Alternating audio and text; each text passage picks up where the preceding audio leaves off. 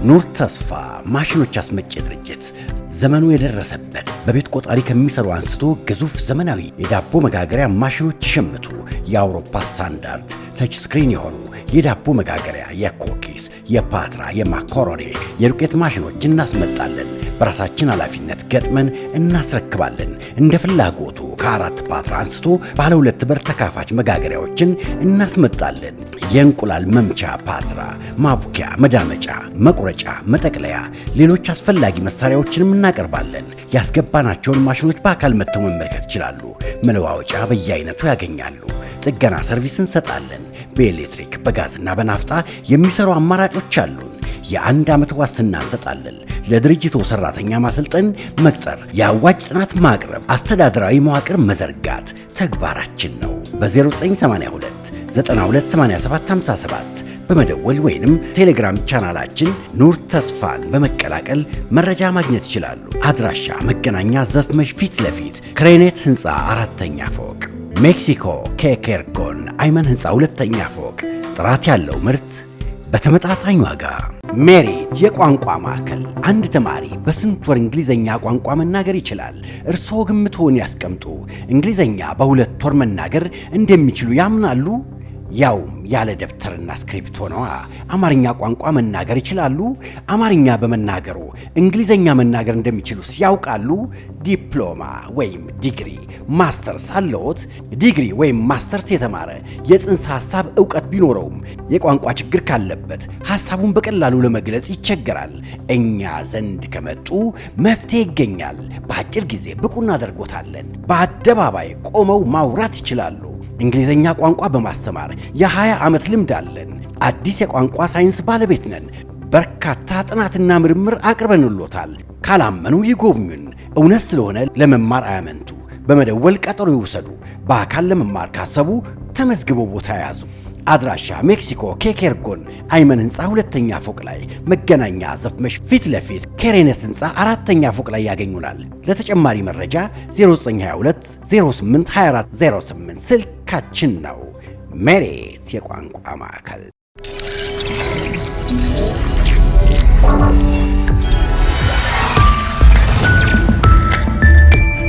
ይህ አዋዜ ነው። የዕለቱን ዋና ዋና ጉዳዮች እንመለከታለን። በላይ በቀለ ነኝ። የአሜሪካ ፕሬዝዳንት ዶናልድ ትራምፕ ኢራን አደብ እንድትገዛ አስጠነቀቁ። ኢራን ያልተገባ ባህሪና እንቅስቃሴም እያሳየች ነው ያሉት ፕሬዝዳንቱ አደብ ካልገዛች የሚከተላትን በሚገባ ታውቃለች ሲሉ አስጠንቅቀዋል። በፍሎሪዳም ከእስራኤል መሪ ጋር በጋራ በሰጡት መግለጫም ትራምፕ በዚሁ ጋዜጣዊ መግለጫቸው እስራኤል በሊባኖሱ ሄዝቦላህ ሚሊሻ ቡድን ላይ የጀመረችውን የአየር ድብደባ እንድትቀጥል፣ ሐማስ በተስማማው መሠረት ትጥቅ እንዲፈታም አለዚያም ከባድ ዋጋም ይከፍላል ብለዋል። ሁለተኛው ምዕራፍ የተኩስ አቁም እንዳይተገበር እንቅፋት ሆኗል ሲሉ ከሰዋል ሐማስን።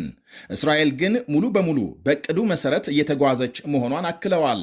ቴሄራን የኒኩሌር ወይም የባለስቲክ ሚሳኤል የመገንባት ተግባሯን ካላቆመች ሀገራቸው ጥቃት እንዲፈጸም ድጋፍ ትሰጣለች በማለት ሲያስጠነቅቁ፣ ኢራን በበኩሏም ለሚቃጣባት ማንኛውም ትንኮሳም ተገቢውን ያጸፋ ምላሽ እንደምትሰጥ አስጠንቅቃለች።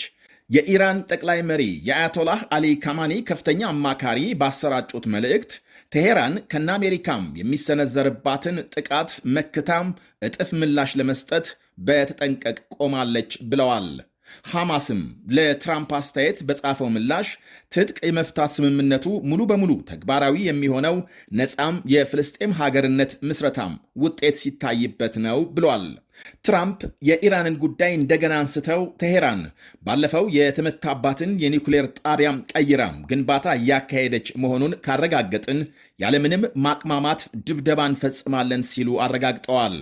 ሌሎች አማራጮችን በመጠቀም ኒኩሌር እየገነባች ስለመሆኑ መረጃ እንደደረሳቸው በመግለጽ ሁለቱ መሪዎች በሰጡት በዚህ ጋዜጣዊ መግለጫም አነጋጋሪ ሆኖ ስለቀጠለው የእስራኤል የሶማሌላንድ ዕውቅና ጉዳይ ተነስቶ እንደሆነ እስካሁን የታወቀ የለም።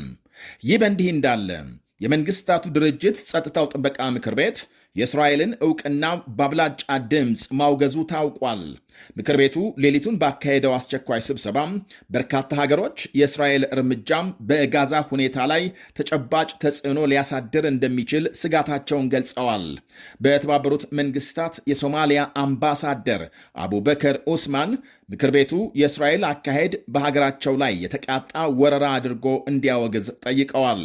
እስራኤል ከጋዛም የምታፈናቅላቸውን ፍልስጤማውያንን በሶማሌላንድ ለማስፈር ዕቅድ እንዳላት አክለዋል። በተመሳሳይ የአረብ ሊግ፣ የደቡብ አፍሪካም፣ የፓኪስታንና ሌሎች ሀገሮች እስራኤልን የሚያወግዝ ንግግር ሲያደርጉ ከ15ቱ የምክር ቤት አባላት ብቸኛዋም የእስራኤልን ዕውቅና ያላወገዘችው አሜሪካም እስራኤል እንደ ማንኛውም ወገን የዲፕሎማሲ ግንኙነት የመፍጠር መብት እንዳላት ገልጻለች። ያም ሆኖ ንግግር ያደረጉት የአሜሪካ ተወካይ ታሚ ብሩስ ሀገራቸው ለሶማሌላንድ ዕውቅና እንደማትሰጥ አመልክተዋል።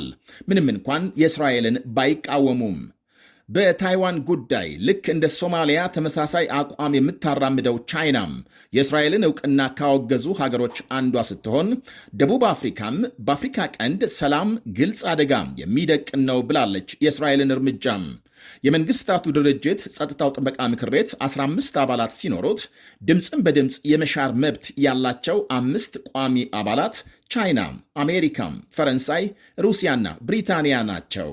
10 ቋሚ ያልሆኑ አባላት በየ2 ዓመቱ የሚመረጡ ሲሆን አልጄሪያም፣ ጉያናም፣ ሴራሊዮን፣ ደቡብ ኮሪያም፣ ስሎቫኒያም ዘንድሮ የአባልነት ጊዜያቸው ያበቃል።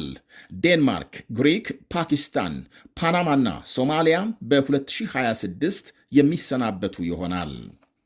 ሩሲያም በተጠናቀቀው 2025 በዩክሬን ጦርነት ካለፈው የፈረንጆች ዓመት የበለጠ ጉዳት ማስተናገዷም ይነገራል። የሰላም ጥረቱ በፕሬዝዳንት ትራምፕ ተጠናክሮ በቀጠለበት 2025 40 በመቶ ተጨማሪ የሞቱ ወታደሮች ቁጥር በሩሲያ ምንጮች ይፋ ተደርጓል። ካለፈው ዓመት ሲነጻጸር በአጠቃላይ 160 ሺህ የሚጠጋ ሕዝብ ለሩሲያ ተሰልፎ ሲዋጋ መሞቱን ቢቢሲ ከተለያዩ መረጃዎች ማረጋገጡን ሲገልጽ፣ ሌሎች ወታደራዊ ተንታኞች ደግሞ ቁጥሩ ከዚህም በላይ ሊጨምር ይችላል ይላሉ። እናም እነዚሁ ተንታኞች ከሩሲያ ወገን የሞተውን ቁጥር እስከ 300 ሺህ ያደርሱታል። ቁጥሩ በ2025 የበለጠ መጨመሩን ሙራት ሙካሼቭ ይባላል። አክቲቪስት ነበር። የፑቲንን ፖሊሲዎች መቼም ደግፎ አያውቅም። ለዓመታት የፑቲንን መንግሥት በመቃወም እንቅስቃሴ ሲያደርግ የሩሲያን የዩክሬን ወረራ በተደጋጋሚ በጽኑ ሲቃወም ከቆየ በኋላ በ2024 ሞስኮ ውስጥ ተይዞ ታሰረ። በአደንዛዥ ዕፅ አዘዋዋሪነት ክስ ቢመሰረትበትም የሩሲያ ባለሥልጣናት መከላከያን ተቀላቅሎ አገልግሎት ከሰጠ በነፃ እንደሚለቀቅ በድብቅ ጥያቄ እንዳቀረቡለት ይነገራል። ጥያቄውን ሳይቀበል በመቅረቱም 10 ዓመት ተፈርዶበት ወደ እስር ቤት ከተላከ ከጥቂት ጊዜ በኋላ ሐሳቡን ቀይሮ ጥያቄውን ይቀበልና ወደ ውትድርና መላኩን መረጃዎች ያሳያሉ። ባለፈው ሰኔም በካርኪቭ ግንባር በምስራቅ ዩክሬን ማለት ነው ውጊያ ላይ ያለ መሞቱ ተሰምቷል። የዚህ ማሳያው እንግዲህ የሩሲያ መንግሥት ከፍተኛ ተዋጊ ኃይል እጥረት እንደገጠመውና ያገኘውን ሁሉ ሰብስቦ ለጦርነት እንደሚማግድ ነው ይላሉ ወታደራዊ ተንታኞቹ። ከዓመት በፊት በሩሲያ በኩል ከተሰዋው ወታደር 15 በመቶ የሚሆነው ወዶ ገብ የነበረ ሲሆን ዘንድሮ ይኸው ቁጥር ከ3 ሟቾች አንዱ ወዶ ገብ ስለመሆኑ ተመዝግቧል። ባለፈው ጥቅምት ብቻም ከ330 ሺህ በላይ ሕዝብ ጦር ሜዳ ለመዝመት መመዝገቡ ሲነገር የኔቶ ዋና ጸሐፊ ማርክ ሩት በየወሩ 25 ሺህ የሩሲያ ወታደሮች እንደሚሞቱ ገልጸዋል። ዋና ጸሐፊው ያሉት ትክክል ከሆነ ታዲያም ሩሲያም አሁንም ከፍተኛ ምልመላ እያካሄደች ስለመሆኑ ታዛቢዎች ይናገራሉ። አዲስ ተመዝጋቢ ወይም ምልምል ወታደር በዓመት $128,000 ደሞዝ እንደሚከፈለው የተነገረ ሲሆን ጦርነቱ ከቆመ በኋላ ግን ውሉ የሚቀጥል ስለመሆኑ ምንም ማረጋገጫ የለም። በአጠቃላይ በዩክሬን ጦርነት ከ1 ሚሊዮን በላይ የሩሲያ ሰራዊት ሙትና ቁስለኛ መሆኑን ኔቶ ያወጣው ሪፖርት አመልክቷል። ዩክሬንም በተመሳሳይ ከፍተኛ ቁጥር ያለው ሙትና ቁስለኛ ማስተናገዷ ሲነገር በጥቂቱ ከ50 ሺህ በላይ ሰራዊት እንደሞተና 400 ሺህ የሚጠጋ እንደቆሰለ ፕሬዝዳንት ዘለንስኪ በቅርቡ መግለጻቸው ይታወሳል።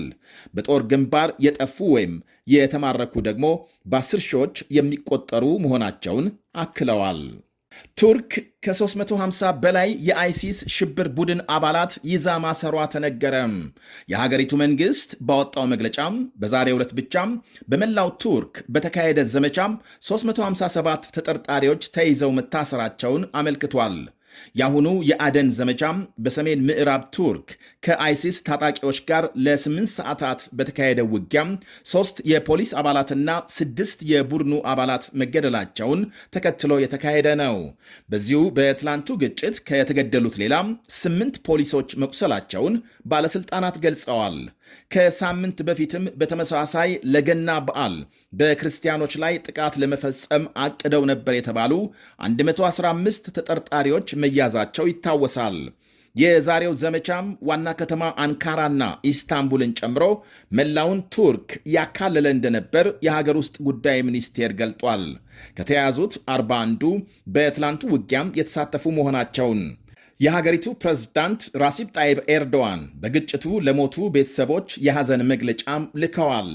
ቱርክ 900 ኪሎ ሜትር የሚደርስ ድንበር ከምትጋራት ሩሲያ እየተነሱ በየጊዜው ጥቃት የሚፈጽሙባትን ቡድኖች ለመከላከል ጥረት ስታደርግ ቆይታለች። ከአዲሱ የሶሪያ ፕሬዝዳንት አህመድ አልሻራ መንግሥት ጋር በጋራ ለመስራት በቅርቡ ከስምምነት ደርሰዋል። ሜሪት የቋንቋ ማዕከል። አንድ ተማሪ በስንት ወር እንግሊዘኛ ቋንቋ መናገር ይችላል? እርስዎ ግምትዎን ያስቀምጡ። እንግሊዘኛ በ2 ወር መናገር እንደሚችሉ ያምናሉ? ያውም ያለ ደብተርና ስክሪፕቶ ነዋ። አማርኛ ቋንቋ መናገር ይችላሉ? አማርኛ በመናገሩ እንግሊዘኛ መናገር እንደሚችሉ ያውቃሉ? ዲፕሎማ ወይም ዲግሪ፣ ማስተርስ አለዎት? ዲግሪ ወይም ማስተርስ የተማረ የጽንሰ ሐሳብ ዕውቀት ቢኖረውም የቋንቋ ችግር ካለበት ሐሳቡን በቀላሉ ለመግለጽ ይቸገራል። እኛ ዘንድ ከመጡ መፍትሄ ይገኛል። በአጭር ጊዜ ብቁ እናደርጎታለን። በአደባባይ ቆመው ማውራት ይችላሉ። እንግሊዘኛ ቋንቋ በማስተማር የ20 ዓመት ልምድ አለን። አዲስ የቋንቋ ሳይንስ ባለቤት ነን። በርካታ ጥናትና ምርምር አቅርበንሎታል። ካላመኑ ይጎብኙን። እውነት ስለሆነ ለመማር አያመንቱ። በመደወል ቀጠሮ ይውሰዱ። በአካል ለመማር ካሰቡ ተመዝግበው ቦታ ያዙ። አድራሻ ሜክሲኮ ኬኬርጎን አይመን ህንፃ 2ኛ ፎቅ ላይ፣ መገናኛ ዘፍመሽ ፊት ለፊት ኬሬነት ህንፃ 4ኛ ፎቅ ላይ ያገኙናል። ለተጨማሪ መረጃ 0922 08 24 08 ስልካችን ነው። ሜሪት የቋንቋ ማዕከል። ኑር ተስፋ ማሽኖች አስመጪ ድርጅት ዘመኑ የደረሰበት በቤት ቆጣሪ ከሚሰሩ አንስቶ ግዙፍ ዘመናዊ የዳቦ መጋገሪያ ማሽኖች ይሸምቱ። የአውሮፓ ስታንዳርድ ተች ስክሪን የሆኑ የዳቦ መጋገሪያ፣ የኮኪስ፣ የፓትራ፣ የማካሮኒ፣ የዱቄት ማሽኖች እናስመጣለን። በራሳችን ኃላፊነት ገጥመን እናስረክባለን። እንደ ፍላጎቱ ከ4 ፓትራ አንስቶ ባለ 2 በር ተካፋች መጋገሪያዎችን እናስመጣለን። የእንቁላል መምቻ ፓትራ፣ ማቡኪያ፣ መዳመጫ፣ መቁረጫ፣ መጠቅለያ፣ ሌሎች አስፈላጊ መሳሪያዎችንም እናቀርባለን። ያስገባናቸውን ማሽኖች በአካል መጥተው መመልከት ይችላሉ። መለዋወጫ በየአይነቱ ያገኛሉ። ጥገና ሰርቪስ እንሰጣለን። በኤሌክትሪክ በጋዝና በናፍጣ የሚሰሩ አማራጮች አሉን። የ1 ዓመት ዋስትና እንሰጣለን። ለድርጅቱ ሰራተኛ ማሰልጠን፣ መቅጠር፣ የአዋጭ ጥናት ማቅረብ፣ አስተዳደራዊ መዋቅር መዘርጋት ተግባራችን ነው። በ0982 928757 በመደወል ወይንም ቴሌግራም ቻናላችን ኑር ተስፋን በመቀላቀል መረጃ ማግኘት ይችላሉ። አድራሻ መገናኛ ዘፍመሽ ፊት ለፊት ክሬኔት ህንፃ 4ኛ ፎቅ፣ ሜክሲኮ ኬኬርጎን አይመን ህንፃ 2ኛ ፎቅ። ጥራት ያለው ምርት በተመጣጣኝ ዋጋ። ምርትና አገልግሎቷን በአዋዜ ላይ ያስተዋውቁ። ለጥራች እንታመናለን። በስልክ ቁጥሮቻችን ይደውሉልን። አዋዜ ዓለምነህ ዋሴ ዜና